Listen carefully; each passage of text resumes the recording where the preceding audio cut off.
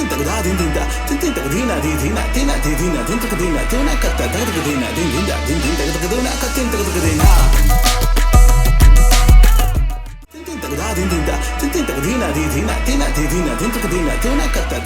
title is Forgotten Images, Postcards of Pre-Pakistan, 1890 to 1947. Jasa, please. Assalamu alaikum, everyone. And thank you so much for coming. I know there are alternative sessions, and it's wonderful to have a nice full room. It's also wonderful to be in conversation with Fakir Aijazuddin, an old friend from many years, and he really does need no introduction, but I just have to remind you what's on the cover of the book, that he has published 22 titles on such diverse subjects as Pahari miniature painting, Sikh portraiture, lithographs by British artists, the work of the 19th century Hungarian painter August Scheft, the travels of Charlotte Lady Canning from Kolkata to the Khyber Pass, cartography on Henry Kissinger's secret visit to China in 1971. It's a book, from a head through a head to a head. But I did not know that Aijaz, as we familiarly call him, is also a student of deltiology. Now, and he has given thanks to a fellow, I think one would say, deltiologist, for his assistance in producing this simply fabulous book. For those of you who would like to know and don't know what deltiology means, it is the study and collection of postcards, and it comes from the Greek deltion, which is a miniature from the word delton, which is a writing tablet. And I think we've all now learnt something to start with. Can you hear me? I think this is good? Okay. Can you hear me at the back? So I think it's most unusual that deltiology is indeed the collection of postcards. And I don't know how many of us of the slightly older generation are part of that generation where whenever we went on holiday, we used to buy maybe 5 or 6 or 10 postcards to send to aged aunts, cousins, friends of where you'd gone on holiday. I certainly did, and unwittingly was myself a deltiologist, because I was collecting postcards, because it's very difficult to then throw them away because they are reminiscences, they're pictures of where you've been or where your friends have been.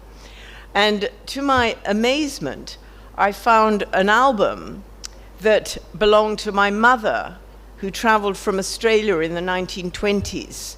And she also was a deltiologist, although I never would have known, because in this album was the story through postcards of her arrival in England.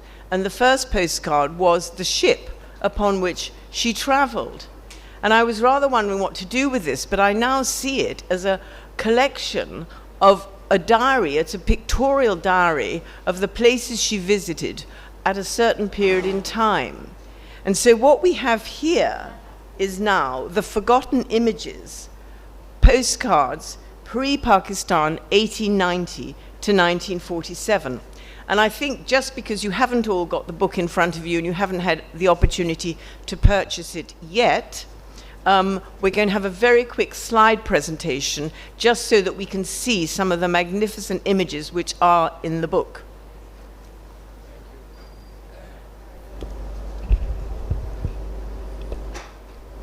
Thank you very much indeed, Victoria. It's a great honor for me and a great pleasure, because we go back, as you said, a long way, and probably not back to 1890 exactly, but nevertheless to some time ago. I've been a great admirer of Victoria's writing, and therefore it's a special pleasure. Do you want to shift your chair a little? Well, yeah, it might be easier. We'll just shift here so that everyone can see. Will you be able to see? Omar? Omar? I can see, sir. I know, but we can't see you. So come here. Come and sit.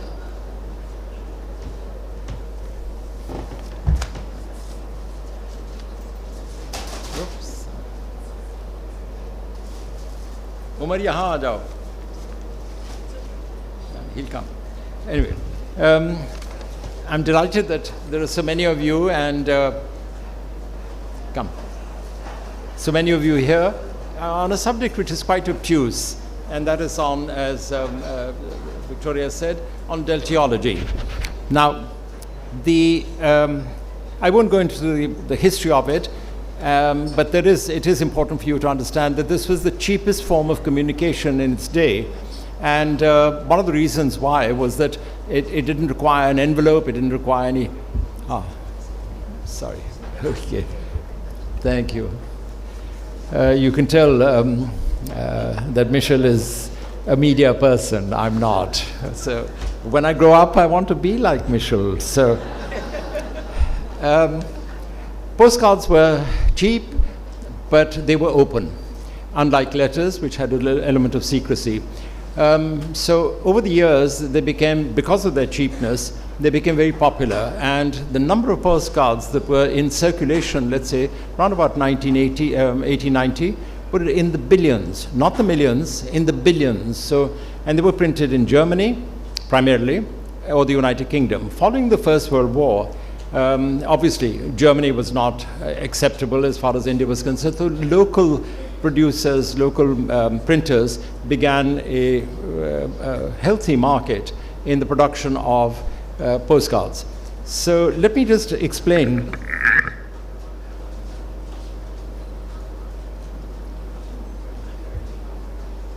I've been assured that if I click, it'll happen. Ready? No, that was it. Yes, click. No. Yeah, but I'm back. Come along, my friend. We've been through this. I've had 3 dress rehearsals with him. Okay. Voila. 1890 to 1947. This is the map. And please, no political undertones, etc. I'm not concerned with it's Azad Jammu and Kashmir. But this is what the geography of our area that is now Pakistan look like. And in this, my reason for taking 1890 is because that was when postcards became popular and in the subcontinent. So, and it continues to 1947, because post 1947, then you have a different market, and most of the people who were prone to sending postcards had already left the country. All of you are familiar with postmen. They would come and deliver at your house, and this gives you an idea of the kind of postman in India on the left-hand side in Udaipur. But as you'll probably see, rather like polio workers, they had to have an armed guard with them. And on the right-hand side, the more traditional form of postman. The earliest stamp that we have in postal stamp that we have in Sindh was as early as 1852. And this was called the Sindh Dog. And it was really an impression done on wax. And this was then, so it's one of the rarest maps, rarest stamps, in fact, in the subcontinent. And then the earliest postcard, and because we're in Karachi, the earliest post office in Karachi was this one. Now, most of you are also familiar with the site that would appear for illiterate people who would then go to the local scribe and ask him to write. And inevitably, women also in Parda would go appeal to employ a local scribe. Now, it wasn't just for the poor. Postcards were also a familiar a form of expression or communication between royalty. And I found this postcard, which was done by the Empress Alexandra, who was the wife of Nicholas II, the last Tsar. And she writes to her cousin, darling Georgie, Georgie being George V, and then says, I'm sorry, you know, I would like to thank you, etc. And I'm sorry that we can't meet more often.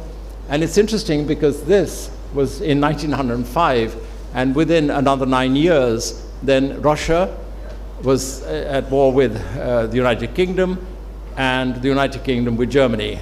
And they were all headed by first cousins.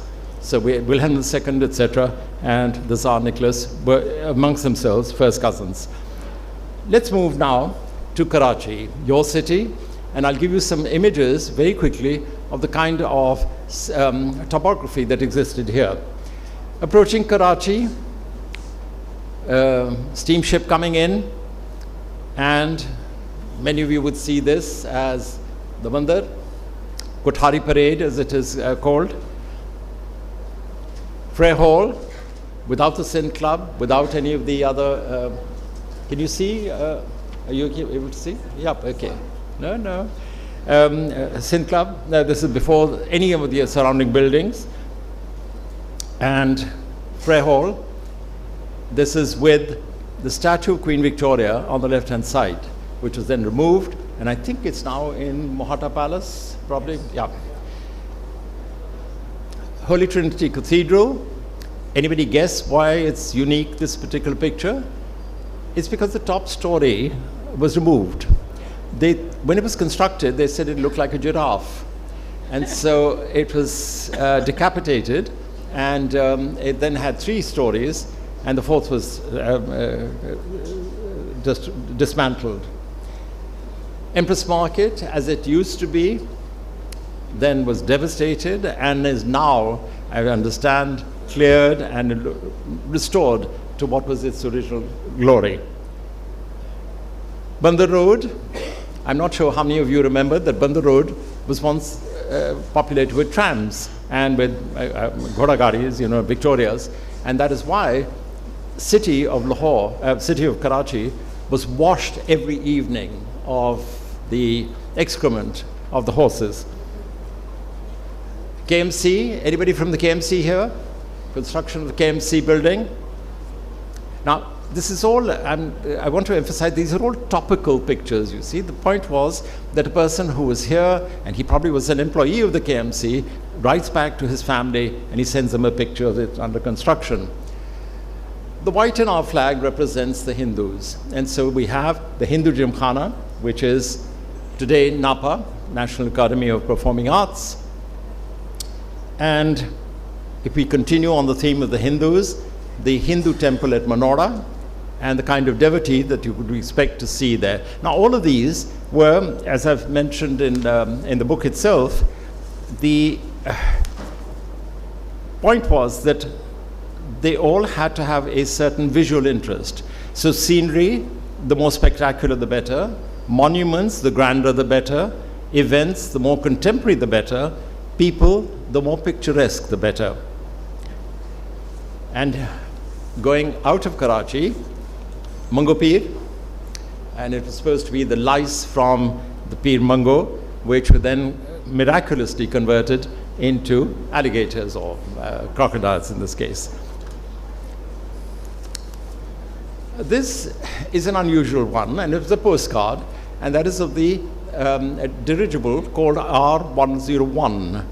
And this was rather like the Titanic. It was novel, it was very large, first of its kind, and it was filled with gas. I'm not saying the Titanic was, but it was filled with gas.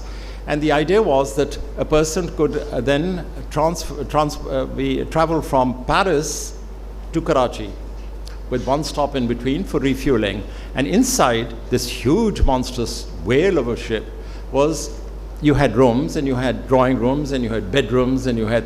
So they took the risk of cooking on board, but unfortunately what they couldn't prevent was a spark at the time of reloading. And so Karachi built this huge hangar near, and this is what the dirigible looked like. When on its inauguration flight from Paris, it exploded. And so there was no point in having a hangar of this size in Karachi. Now, 1947, and Michelle has written movingly about her family's transition, as for many of us and many of you moved from India to what is now Pakistan. And this shows you the race course. But because it was the only area open in 1947, it was then the location for the lodgement of refugees.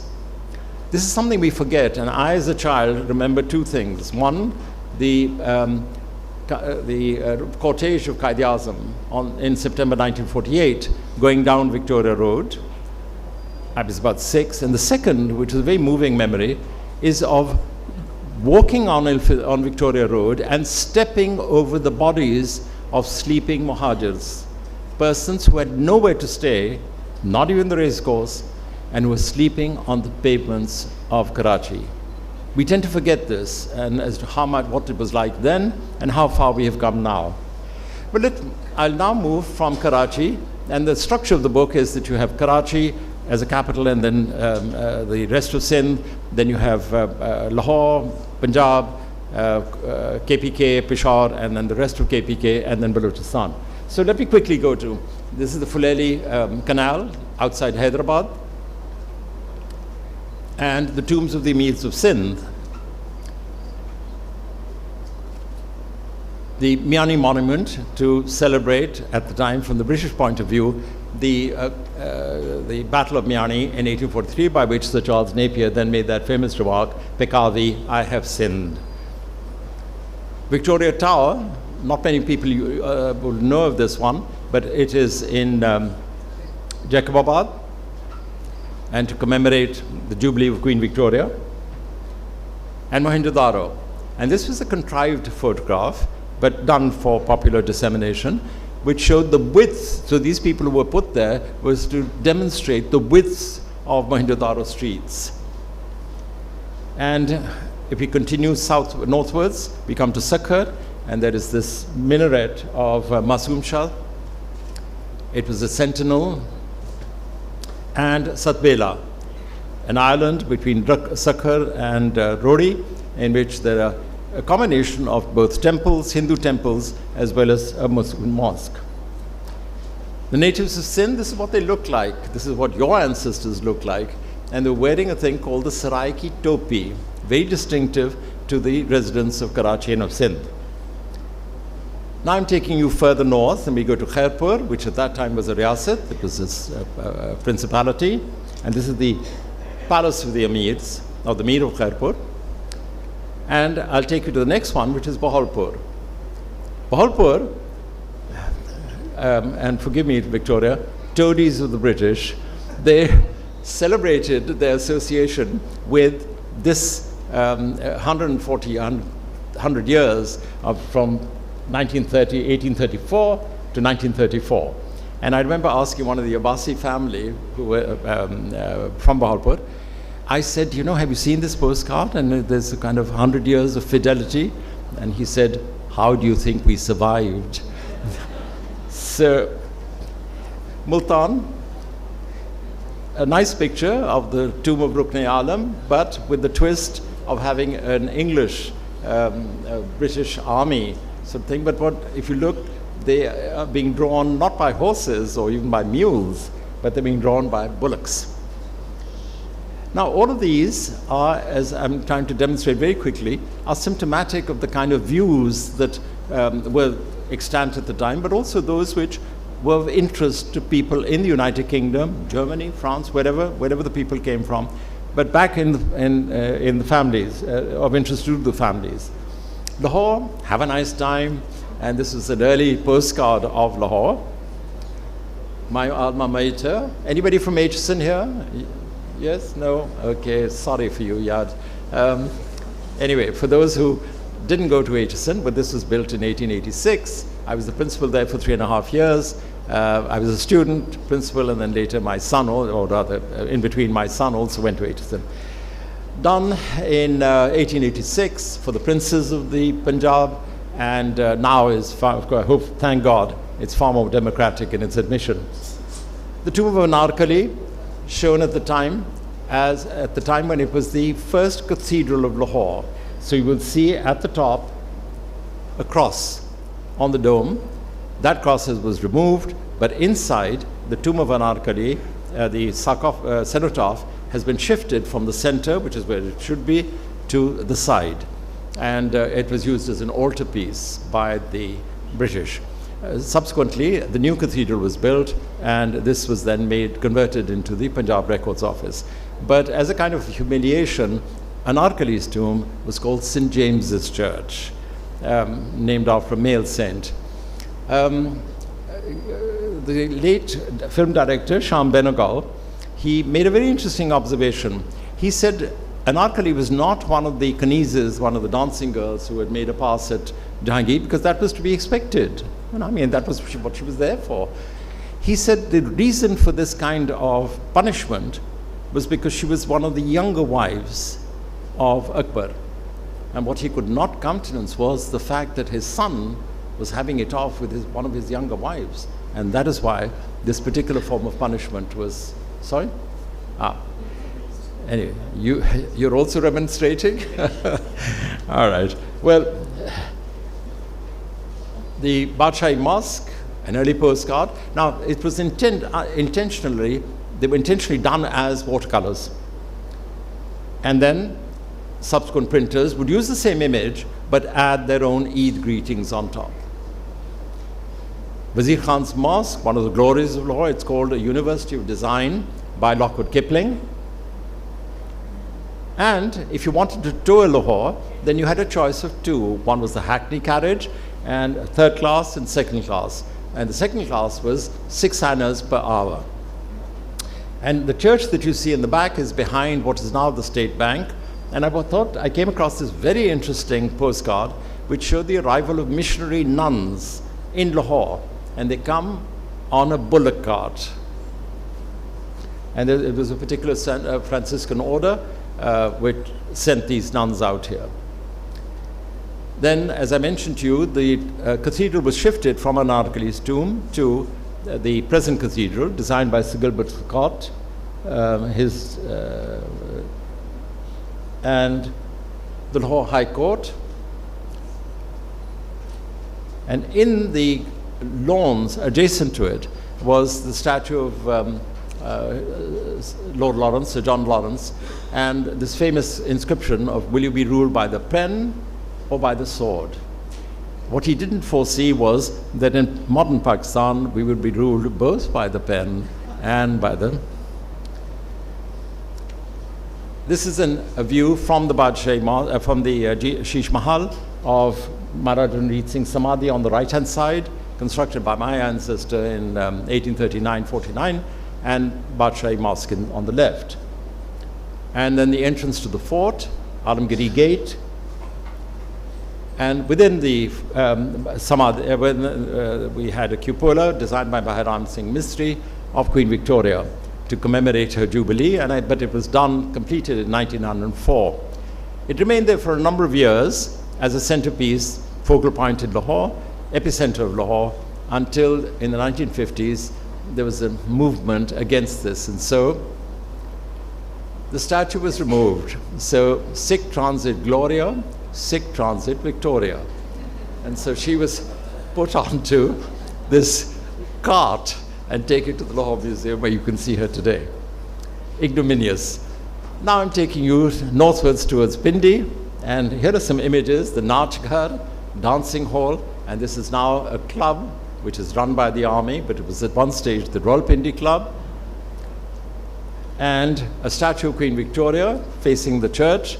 And this particular statue has an interesting history because that is what it looked like in 1947, pre-1947, in this time, 1910. And this is what it looks like now in the forecourt of the British High Commission.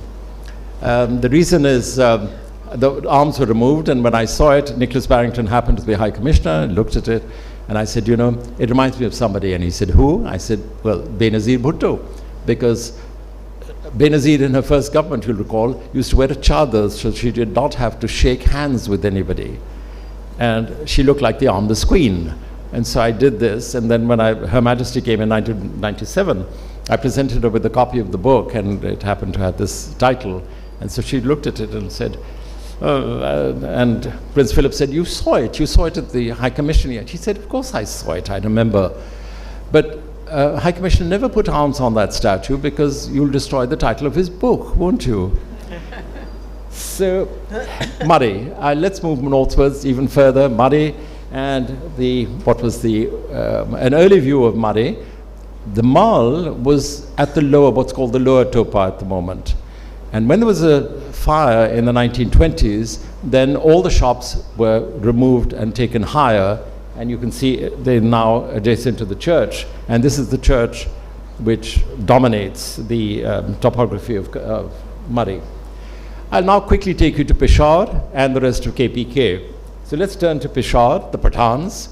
And this is a card which showed the various types of Pathans, because they were intriguing as, you know, the ones in the northwest, the barrier between in the Great Game, and the Kisa Khani Bazaar, and the fur market, which used to be a focal point as far as furs were concerned, and the export of them.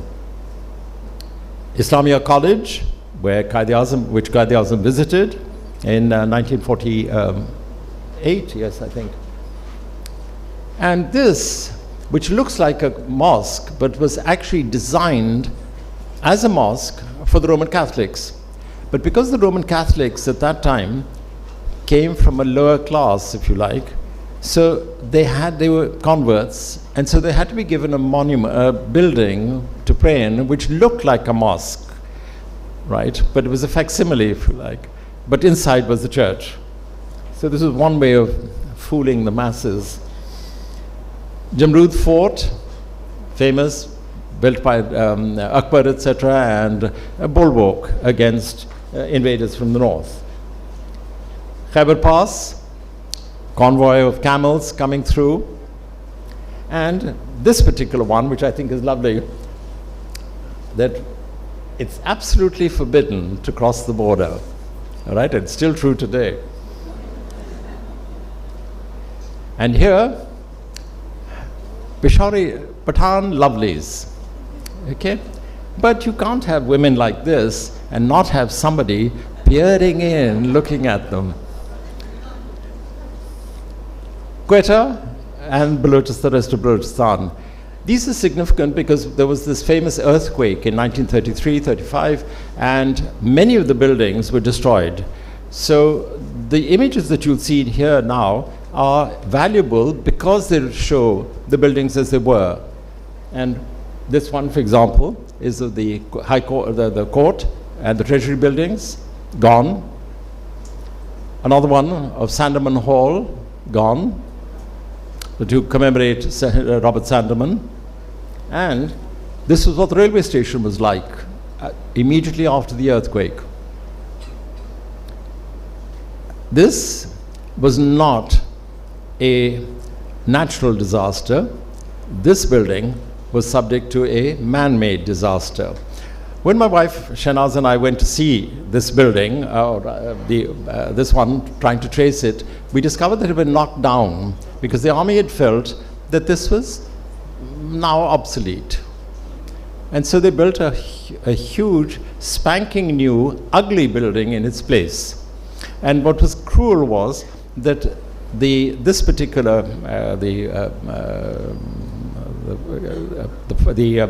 Staff College was on the side, which was the safest side of Quetta, because there was a fissure between the old town and the new one. And instead, what nature couldn't do, GHQ did. The fruit sellers, again, topographically interesting, individually, and Brohis, particularly interesting, because they were almost medieval in their in their clothes, in their blocks. And here we have the Kojak Tunnel, which is one of the longest tunnels at the time, 2.5 miles. I'll now come closer to Chitral. And we have one picture, I've reduced it to one, which is of Christmas greetings being sent from Chitral. So obviously somebody from here is sending it to the United Kingdom. And you can see the fort of Chitral with a young husband who was responsible for the relief of Chitral in 1894. Now I'm going to introduce, let's have a bit of fun. I'll introduce some social pictures, okay? They were not all of topography, they were not all of historical events and monuments, etc. So let's start with one, which is on Nestlé's, an early picture of Nestlé's, where they're advertising their milk products. And here's another, which shows Saravallo's tonic. And they were very advanced in those days. There were tonics for men and women. And so that is why you see both of them astride this donkey. And here is another one of advertising Sarwalo's tonic. But you can see the absurdity of the man's dress and headdress particularly. And it was printed in Trieste. Sorry? I'll ask the printer. It's just a mistake. And this one is called Roses of the Punjab, I Don't Think.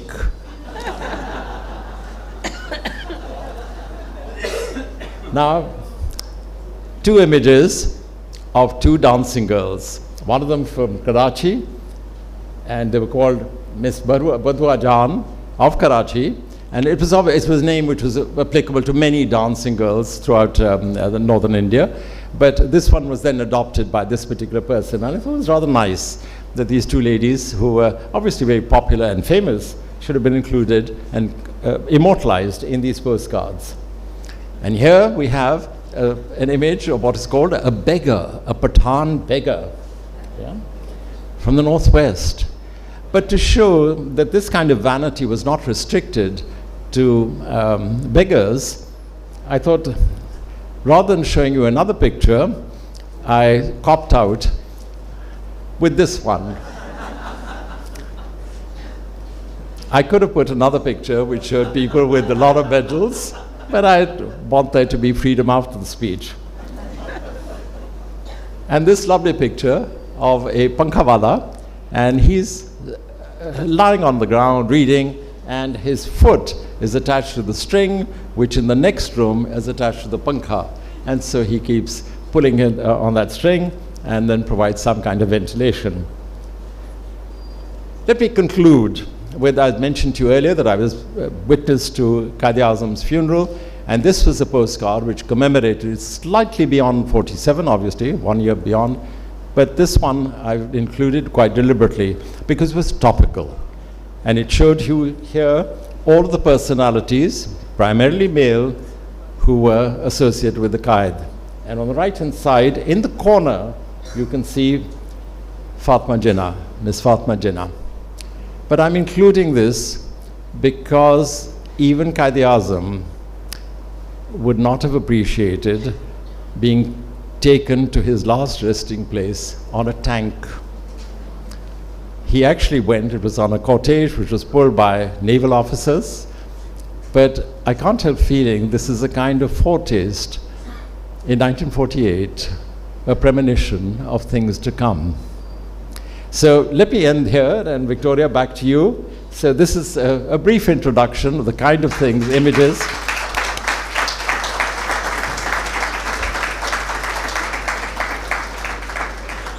Thank you so much, Aijaz, for that absolute tour de force, and I think it shows we must get the complete book so we can see all the postcards. You've answered some of my questions, but I've still got lots more to come.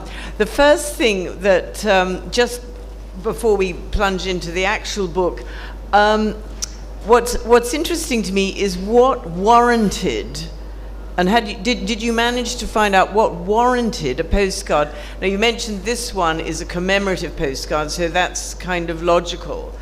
I thought it was very interesting having the postcard of the refugees, and some of them are, I just wondered, is there any indication when you're studying postcard collection as to what would make the cut, that you'd think, okay, it's worth printing 10, 20, 30, 100 postcards of a particular topic? The scenic ones may be more obvious, but why some of these sort of quirky pictures? I mean, indeed, there's one of Baluchistan of a beggar. How many beggar postcards do you think might have been? Not a beggar, sorry, the dwarf. Yeah. How many dwarf postcards might have been sent? Well, they were novel. That was the first thing. They were novel. And so being sent from, let's say, Quetta, or a picture of a dwarf, it was just intriguing. And the second thing is that, as you mentioned, of all the popularity of these postcards came into the fore because the images in a way replaced the necessity of a long message. And so initially you had the blank on the back the address on the front, and you could continue the message in the front.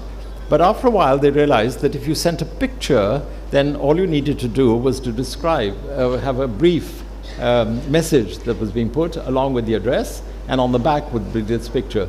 The imperative was, and I suppose the novelty was, to send pictures which would intrigue the addressee. So yes, they could have sent pictures of Pathans or Balochs, as the case may be, but to send one of a dwarf, or to send one like that one of the the beggar with all the medals, I thought it was rather fun, and if a person received it, they'd have a laugh looking at it. Yes, but obviously, I mean, postcards started, as you said, by becoming a cheaper form of sending a message, but obviously then to have the picture, that must have upped the price. So do you think it became more of a fashion, a sort of a fashionable to send a postcard? It was a memento. It was a memento, and I think we've discussed this, where your mother sent a postcard of the ship that she was traveling on. So the person receiving it would have an instant connection with that. And the same as today, all you have to do is to pick up a phone, and messages would be communicated within seconds, all right? So yes, you've mentioned in the introduction that the postcards have now been replaced by WhatsApps. WhatsApp, absolutely. Which is, absolutely. And our pictures, I mean, it's live, it's on real time. So we take pictures and immediately they're being transported across the world. Postcards took a little longer, but nevertheless they had the same purpose, which was to create a communication bond between the addressee and the sender and the addressee. Now, you started collecting postcards in the 1990s. Mm-hmm. That's, say, 30 years ago. What gave you the inspiration that, I mean, you might think, well, you've got a collection of postcards, but what made you think to turn it into this magnificent book? Well, there's a commercial reason for this. I began by collecting miniature paintings, Indian miniature paintings, and as a result of my research, but researches of other scholars in the field, they became pricey.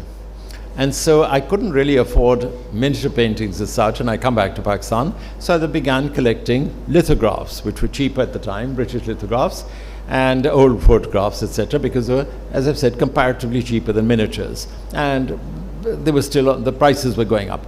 When they became too expensive, then I said, now what? And so postcards. They were quite cheap, and I'm embarrassed to say how much I paid for each one of these. Most of them are from my collection, and mine and my wife's. So it really was an economic issue for me, and it was just whenever we were going abroad, you would go to a little flea market or something, or go to one of these dealers, and they'd have a batch of postcards. Sometimes, and I have to pay tribute here to a gentleman called Bob Scholes, who's I've mentioned in the book. He was a librarian in Ealing, and he lived with his mother. Every year he'd come to Lahore, and he would dress in a salwar kameez with chappals, and he'd carry a bag, and he lived in Lahore Hotel, room number 3. I still remember it. And he would just wander around and take pictures and collect ephemera, etc., and he'd take it back with him. I was at the society, the Pakistan Society, where your mother had arranged an exhibition, talk, and I was expecting him to be there, but he wasn't. And so then I went across to his house, the first time I'd been, and it was in the middle of somewhere at the end of a long row of suburban houses. I went to see him, and by this time he had dementia. And he said, I'm sorry I can't offer you tea because I can't be trusted to put the gas on. And then he showed me his books and postcards. He and I have been collecting over the years and exchanging postcards. So he said, take them. And I said, no, I can't just walk up. He said, no, because I know what's going to happen. I'll fall ill, and my nephews will just throw them away or sell them, which is exactly what happened. They sold them by the pound, all his books, etc. And so his postcards, I bought a bulk of them, but they were, it just happened to be on Pakistan. He was also a collector on Indian postcards. But it's mainly from bookshops, fairs, and in the Russian Empress, that was from auction, was That's it? from the Royal Collection. Oh, that's from the Royal Collection. Because it was sent to George V, Yes. later George V. and so it was part of the royal collection.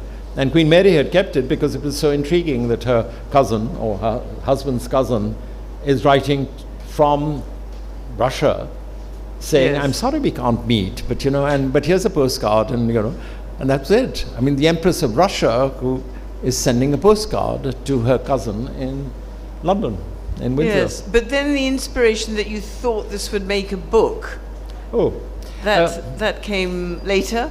yes, and primarily because this audience is really what you are the ones, if you like, I'm the sender and you are the addressees.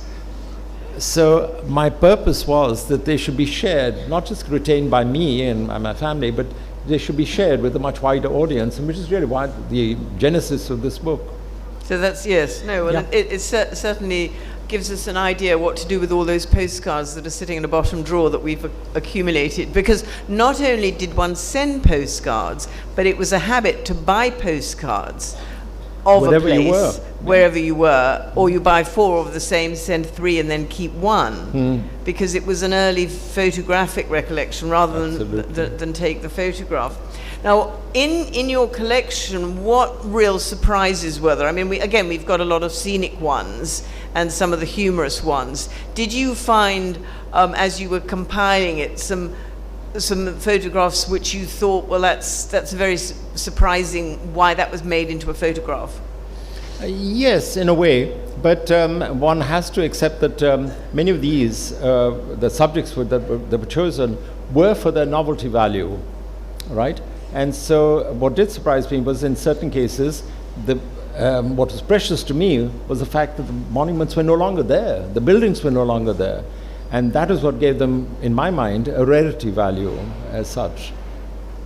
Yes, so I mean, I think what we would learn, especially now looking through the book, because you've done a lot of the work for us, you've put it according to region and according to city, is the dramatic differences. You've got one here which shows what was in place of the Zenab market. And before people were taking photographs, if they were having postcards made and then sending them, it was an early way of showing what the areas looked like. Absolutely. Like, for example, the early pictures of Frere Hall, those would have been sent because somebody's in Karachi and they were probably living in Napier Barracks, etc. There's an early one of Napier Barracks which I wanted to share with you, but posted in Napier Barracks, and therefore he sent one of the nearest building, which was Frere Hall. So that kind of, and the messages, which are revealing in their own way, are precious, but one can't always include, and they tend to be succinct, which is the purpose of the postcard, succinct, brief, and as one of them put it, that I'm sending you this postcard because I don't want to write anything. And so the picture he was hoping would then substitute for the message. Now, you've got very clear dates, Aijaz. The start date of 1890, is there particular significance for that? Yes, because the earliest postcards that they appeared, which appeared in Germany first, and in the United Kingdom, and then in India. So the earliest ones we have are reproducing photographs would have been done in the 1890s. And so the earliest one that I have in this particular book, in fact, dates from 1890. So we can't go beyond that because they were not extant at the time. They're not printed. extant. And you particularly decided it's pre-Pakistan, but it's the Absolutely. Pakistan region, but you Absolutely. end, with the exception of 1948, Yep. you end primarily with 1947. Because people weren't traveling so much, or you've got a different clientele sending, you haven't got the British have gone. Absolutely. The clientele had gone. The British, who were prone to sending postcards back home, Christmas, New Year, whenever, they were no longer here. And so some of the final postcards that we have were sort of August the 13th, 1947, where a person is saying, well, I'm on my way back. So it was really, that was why I had to take a terminal date, because the clientele, as I've said, had changed. It was no longer would here. it be true to say that postcard sending is a kind of Western phenomenon? Oh yeah, it was invented there. It was invented there. And also the postal rates were such that it was more economical for them to do it. From here, obviously, it would appear as airmails, and so they would be charged the air rate for it. And in terms of the dates, some of the postcards were dated so it was easy. Did you have to do some research to have a postcard that didn't have a date on, but by its content, you were able to determine, for example, that it was pre-World War I or post-World War I? Yeah, combination of two things, Victoria. One was that the monument itself would indicate, okay? Like the Trinity Tower? Like the tower, okay, number one, Victoria Tower, Queen Yes. Victoria statue, whatever, we would be able to, more or less, we would say Lacking it the cannot arms. be before this date, and so therefore it may be posted. Yes. And the second was the printers. Ah, yes. The history of the printers themselves. So we knew that XYZ, and you've seen here Jal Bhai and people like this, their postcards would have been printed after they went into commercial business. And so we have a kind of commencement date because we know that that is when the business was established and this is when they were popularized. Yes. Raphael Tuck, for example. Yes, indeed. I think what we, maybe this is a lesson for us to take home, is that we shouldn't throw out as much as we perhaps do, because postcards are still on sale. People maybe still buy postcards, they still write them, but they're not looking with an eye to history. No. As I think the people who kept the postcards before. So are we really looking at a bygone era in terms of postcard, in terms of deltiology?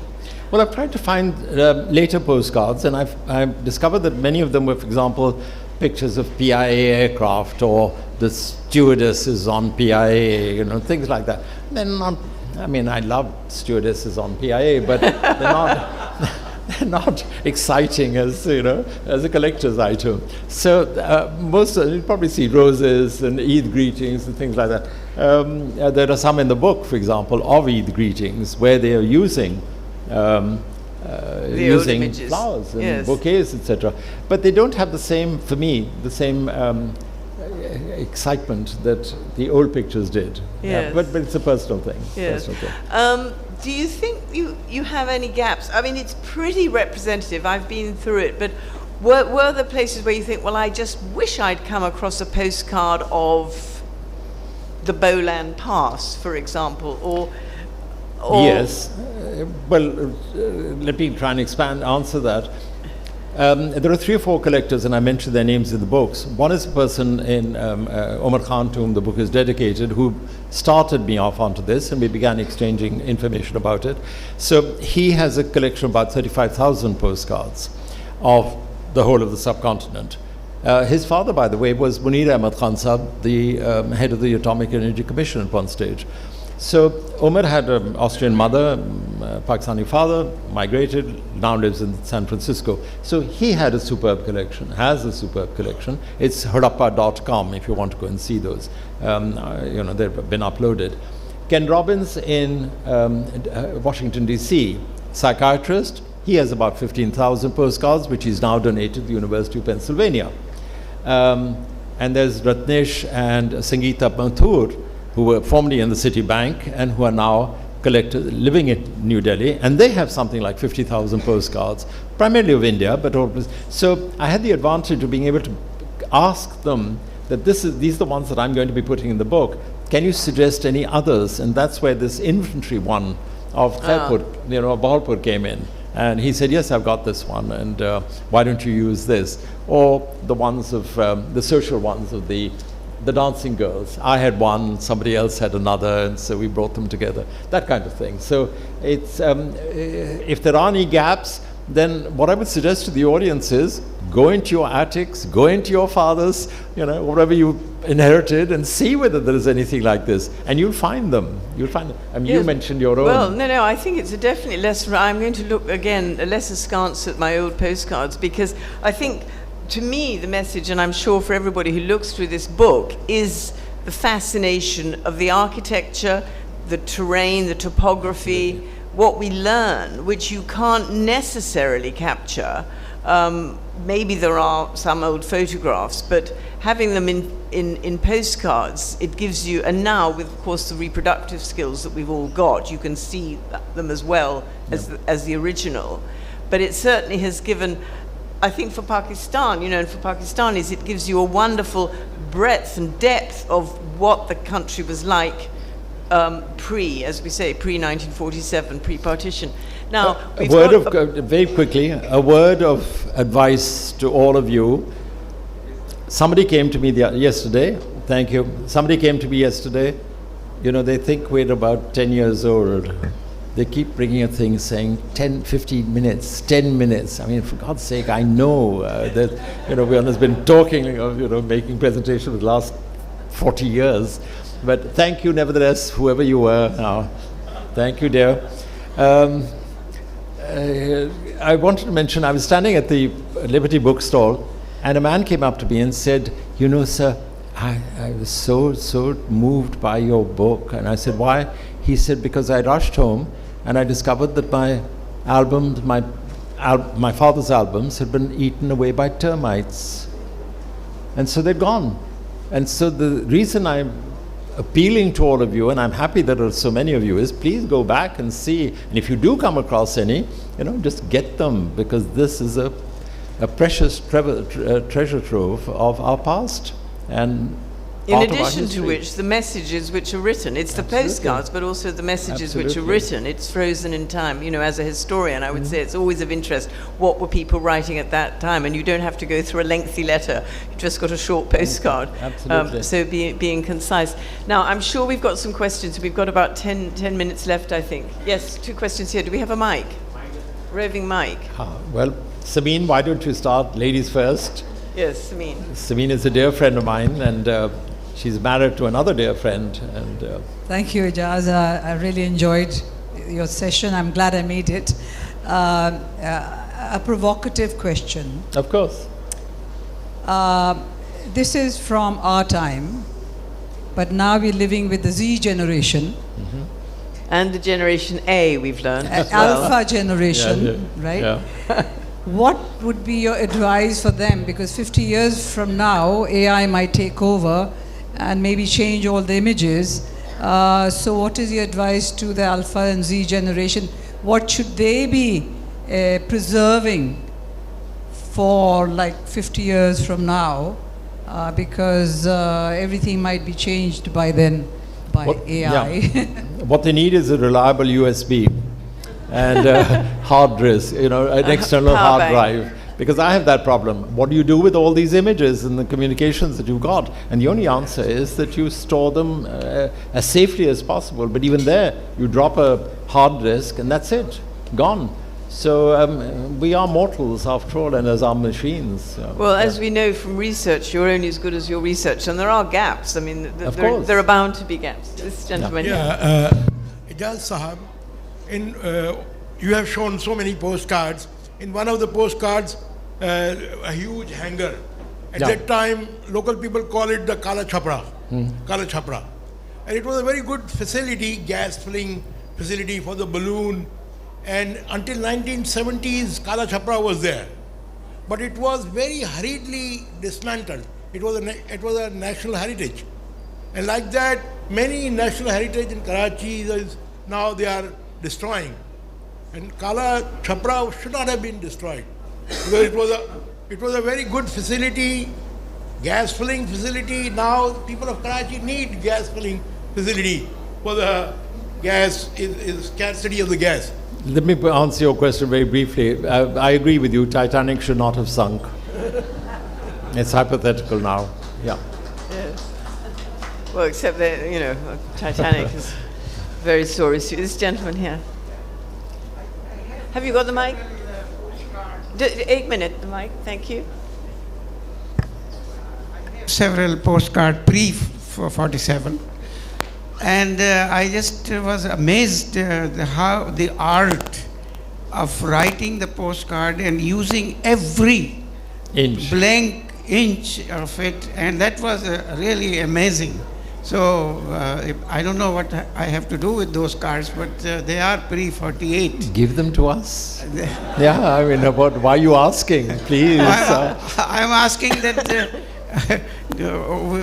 I mean, today that's why I came here, just to know what we have to do with those cards. Yeah, but don't throw them away. That's the first thing. So, And keep them safe from termites. Who will be? My question is, who will be interested after me? Me. I mean, obviously, how much more do I have to appeal to you? Okay. You know, this is. We will see. We will see. How much more? Do we have any more questions? I can't necessarily see from the back, so do make yourselves visible. Is anyone at the back who'd like to ask a question? Good. Well, it can't have been that clear, but thank you. I anyway. think you've been very, very thorough. It's unusual to end a session early, but does anyone have anything more they'd like to? No. I think it's been a fantastic session, and I'd like to thank Aijaz, because I do believe it's actually made us think again about those postcards and what's written on them, what they represent. And I'm just going to conclude with reading this last paragraph to your introduction. Although pictorial postcards are now history, their historicity, one of those difficult words, how does the BBC pronounce historiosity? I had to look for it. Remains. Although replaced, they provide us and future generations of Pakistanis an invaluable record of buildings, landscapes, events, and people. I think that's an excellent testimony to why we should buy the book, keep our own postcards, and a concluding question. It's not as much a question because the presentation was very inspiring, very thorough. My only suggestion for people like me who have a abysmal small collection of postcards, and certainly not before 47, and for others, if there is a website or some like a virtual library that can be created, then we can possibly not only pass them to you, but they can be archived with the credit. Absolutely. Well, there were two websites which are referred to in the book. One is harappa.com, which is in San Francisco, operated from San Francisco, and the other one is Picturesque India, which is done by Mathurs in New Delhi. So there are websites that have this, and if you want to upload them or you want to get more images, they're the ones I would recommend. For you, it should be credited to you to create this sort of, as a legacy and testament to your work. I would prefer to, pass on my. Well, certainly, legacy. sir. As soon as I get out of this hall, that's the first thing I'm going to do. Well, there are some books available, and I'm sure Aijaz will be happy to sign them. Michelle wants the question. Michelle. Yes, again, it's not a question, but I think, like this gentleman, I really want to salute you, Aijaz Sahab, not just for this work, Thank you. but for all your work in so many areas over the years. Thank you. Because you are a true scholar and a true polymath, and you've done such a service to the country and to all of us with your eye and your attention to detail. And in this work, you've made me think about, I never thought of postcards as a historical source. So, Victoria, you're right, you've made us think. But your body of work speaks for itself, and I just salute you for everything you've done. Thank you so much indeed. It's very generous. To hear, it's lovely to hear an obituary while you're still alive. I'm going to end, with your permission, and we've got a couple of minutes, with a story of somebody who came up to me and said, Aijazuddin, you write books? I said, yes. How many books have you written? I said, how many do you think? And she said, 3 or 4. So I said, no, a few more than that. And she said, oh, how many? And I said, 23. Oh, she said, on which topics? So I said, number. And, Victoria's mentioned them, so I won't repeat them, but cartography, history, art, miniature paintings, etc. Oh, she said, and forgive me if I say it in Urdu, but she said, oh, मुख्तलिफ मौजू. तो मैंने कहा, जी हाँ, क्या आप एक मौजू पर तवज्जो से काम नहीं कर सकते? Can't you concentrate on one? So with that, thank you for your appreciation and thank you for your presence Well, here today. thank you very much for being in conversation with Aijazuddin.